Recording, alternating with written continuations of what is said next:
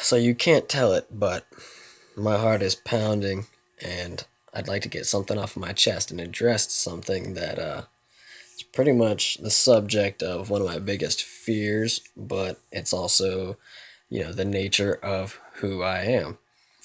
But so that little easy catchphrase, "Juggalos are stupid," or the first thing that comes out of people's mouths when someone mentions ICP. I hate ICP, is the first thing I usually hear. But I want to address that that's an ignorant way to live. Just know that we have positively affected thousands of people per day. We've talked people out of suicide, fed the people we can afford, friends and strangers. We hold doors for the elderly and thank veterans for their service, and much more. Some are veterans. We make a lot of your food, whether you eat for $1 or $100. We are your waiters and waitresses. We're your servants at Walmart. We're your cashiers, your managers, your uncles, your nephews, your son's friend, the one who calls you mom or dad. Even lawyers and small business owners are juggalos. Not all of them, obviously. Not all of them, obviously. But those who don't listen to ICP only hear the surface, and just under the surface is the clear message that we juggalos hear. And basically, it's let this be a warning. Don't act like the people in these songs. See where it gets them? Prison or hell, usually. Be smart. Stand up for yourself. Be rebellious. Be yourself. Try to be smart. Appreciate the simple things in life. You don't have to be complicated or good looking or rich to enjoy life, even if it is a tough one. Sometimes you just need to be reminded of the power of friendship, teamwork, keeping each other's spirits up, and being creative, and being yourself all the while. So now I want to get into some statistics. This is the fun part. So, according to the National Gang Intelligence Center, there are more than 1 million self proclaimed juggalos across the United States. Woo, we did it, guys! Over a million, a couple years back, whatever. It's estimated that 85 to 90% of self described juggalos are peaceful, non criminal music fans.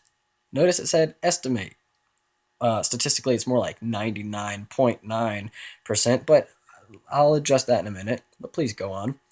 The other 10 to 15% make up the Juggalo subculture's criminal element, which has been linked to numerous crimes, including extortion, murder, domestic terrorism, drive-by shootings, drug trafficking, arson, burglary, armed robbery, aggravated assault, and weapon offenses, and have been documented collaborating with a wide array of street and prison gangs, which I would love to see documentation of each of those things. Please, if you would be so kind as to link them, I would like to see that because I'm interested.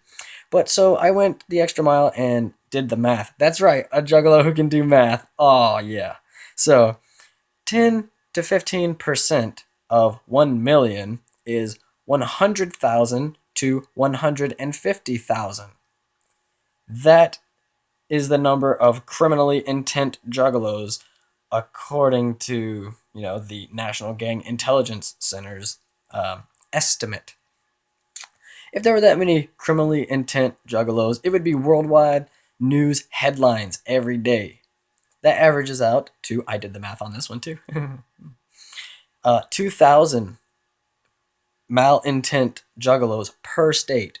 2,000 criminal juggalos per state in America is that estimate. Yeah, you seeing what you picking up what I'm putting down here? So the stats have been worked against us, but so moving on, there are between 10 to 20 known violent crimes committed by self-proclaimed juggalos since the year 2000 ish, give or take 2002, 2000. Every single one of them was condemned by the entire actual juggalo community and family for not being real down ass juggalos, for missing the point of the music, if it was the music at all that had any influence on their behavior. I'm sure they watched Stephen King movies as well. To quote the very magnificent Shaggy 2 motherfucking dope. The fact that one band gets 100% of the blame because it's on someone's iPod that contains over 100 bands is ridiculous. You're no detective, and that's not cleverly tracing the actions to the influence. So, the 1990s called, and they want their easy target back. If you listen to them, will you go out and kill somebody? Why?